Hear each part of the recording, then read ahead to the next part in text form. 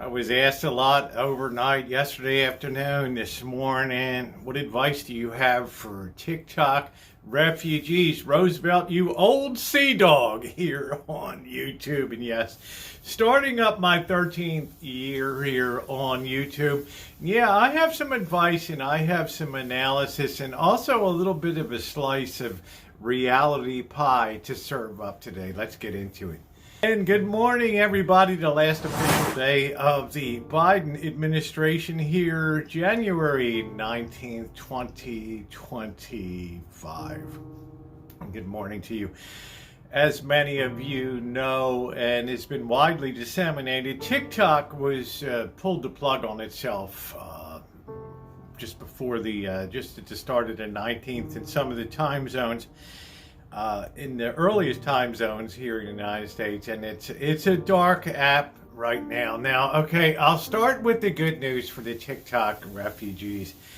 You might get a 90, it's like rising from the dead, right? You may get a 90-day extension coming up, but I don't know. It's easy to implement an executive order like that, right? To sign that and say, okay, we're giving a 90-day extension. I think that there might be progress towards a sale to Western entity, to the United States owner or something like that. When we know in reality there's not a damn thing going on in the way of a sale. So even if TikTok does come back, resurrect and rise from the dead again for a time period here, it will probably immediately be subject to a court challenge and an injunction because, well, the administration would have to come in with some type of proof that there's actually true negotiations or interest or on selling side too of TikTok to the United States entity.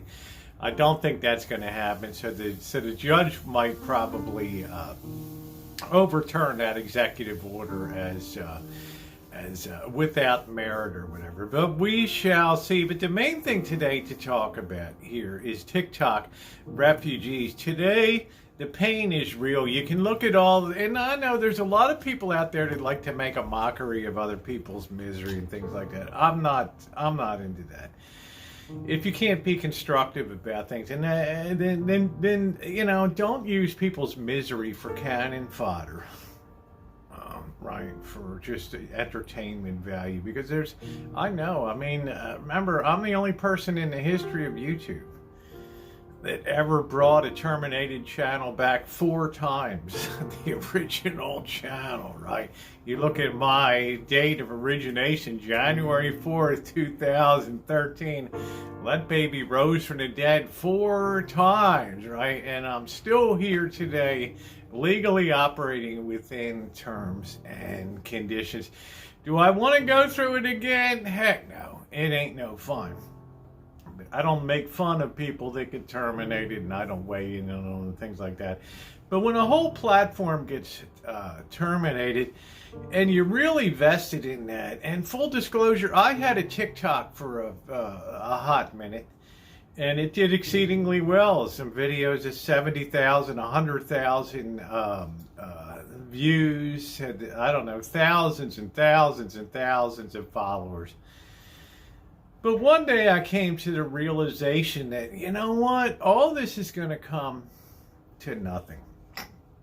Because I already know through the ownership of it that eventually, because it's owned by the Chinese government, which is communist, let me remind you, right, a bit more communist than we are in this nation.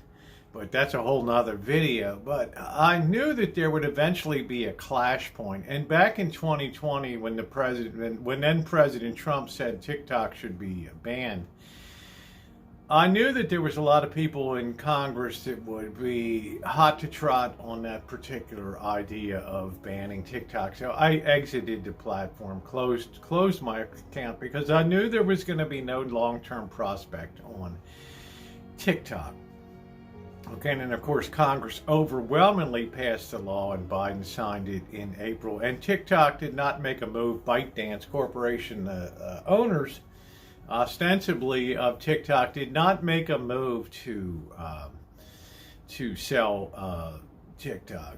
Simultaneously with that, and what you're not hearing, these TikTok refugees, and well, I'll call them TikTok crybabies, are talking about, it's all about their own income and what they lost. And as I said yesterday, they don't give a hoot and holler about the United States and its future and its entanglements with a pretty impressive world power in China that, well, works 24/7, all out to get itself situated for what it knows is going to be a coming conflict with the West in the future, right? And don't just think it would be against the United States, right? Because this, it would be a total mess. Do they want that? No.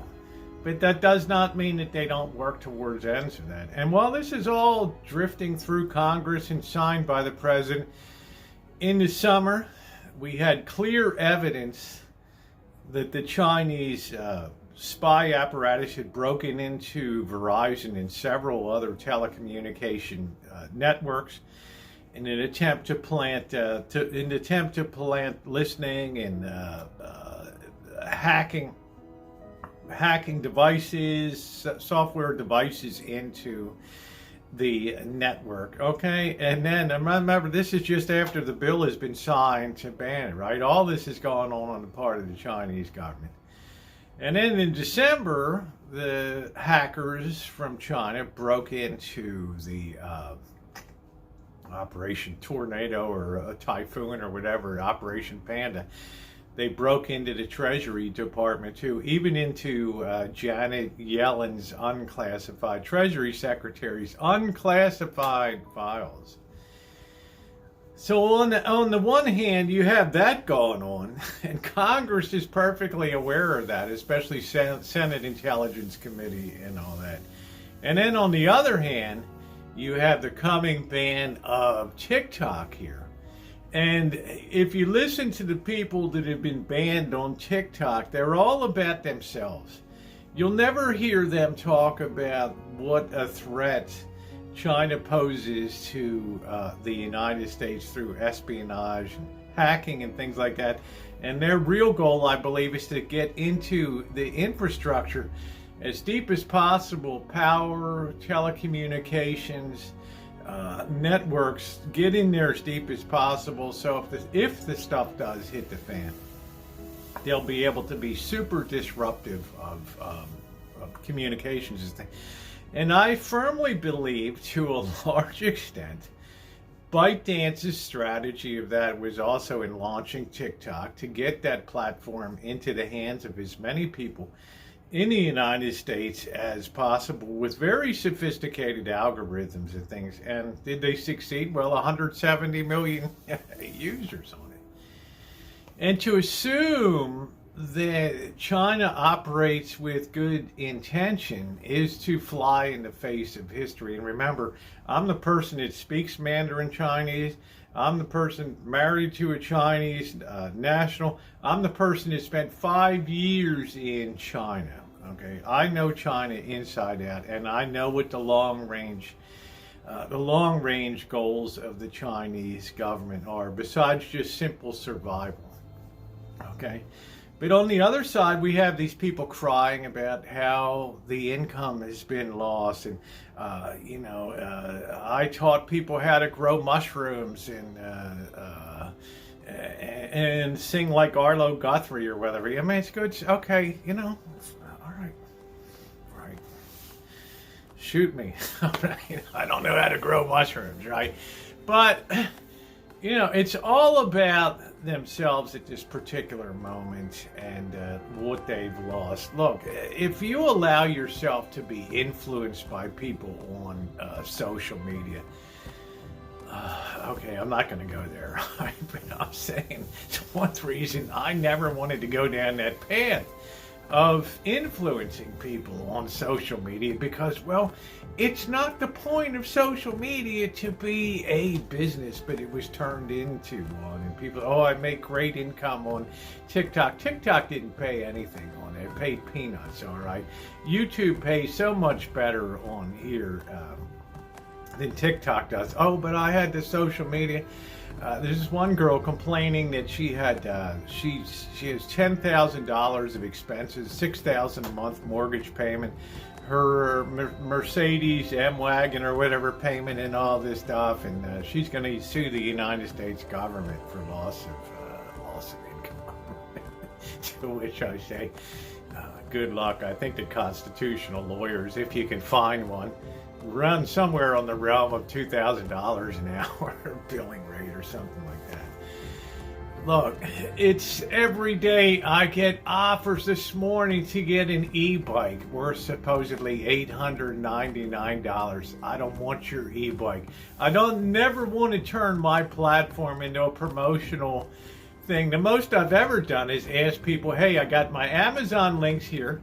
Right? If you buy something through Amazon in Canada, the UK, or the US, I get a small commission on it. But I'm not taking a product in. Right? So I tell them to take those products in, right? You know what you can do with that. Because to me, it was certainly not the point of YouTube. But it sadly has turned into that people vested their lives into it to the extent that they started to mistake it as a career.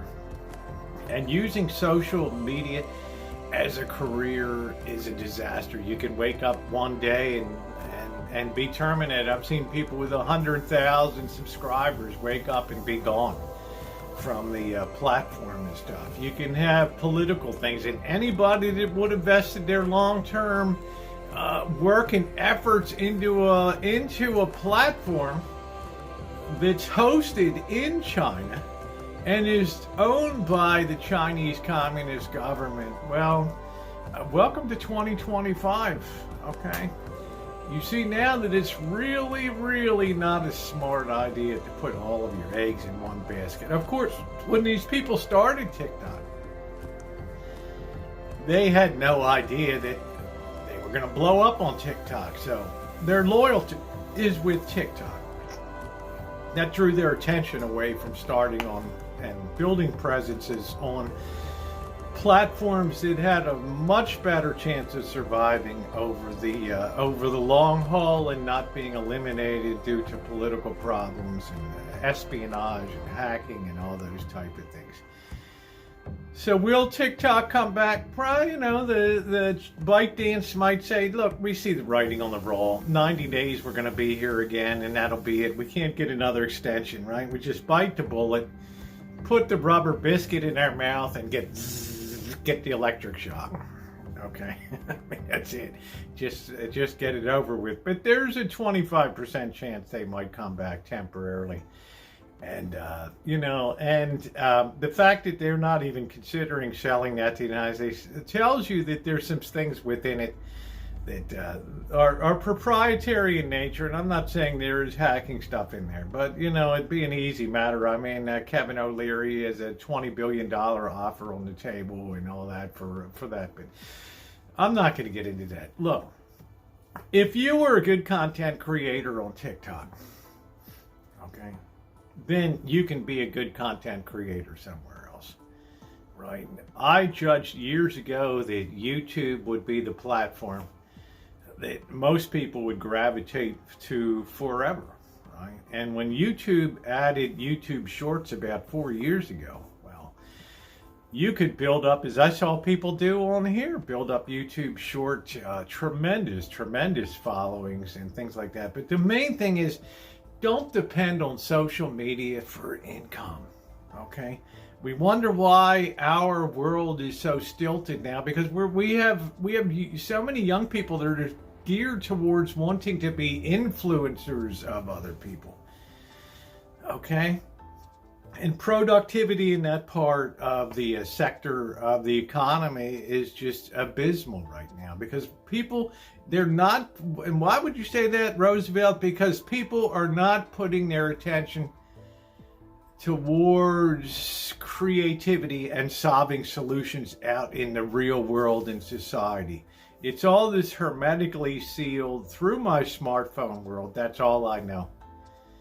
Okay, and well, they're not being creative enough to create new industries, whole new businesses and things like that.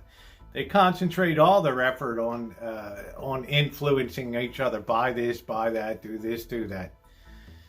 Well, big mistake as you've seen on this. So I wish all those TikTok refugees well. I'd encourage them, start over. The pain will be gone in a few days, a few months, maybe a year. And you can have success somewhere else. They're already going to Red Note over there, little Red Book app. They're finding out there's nothing there for them, right? It's a crappy app that's just built for Chinese domestic people.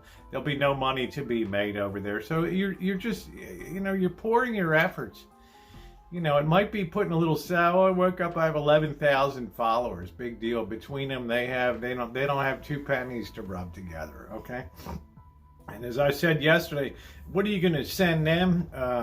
Influence them to buy their own crap from Temu and Shine and all that, right? It's just you're going the wrong way on social media there.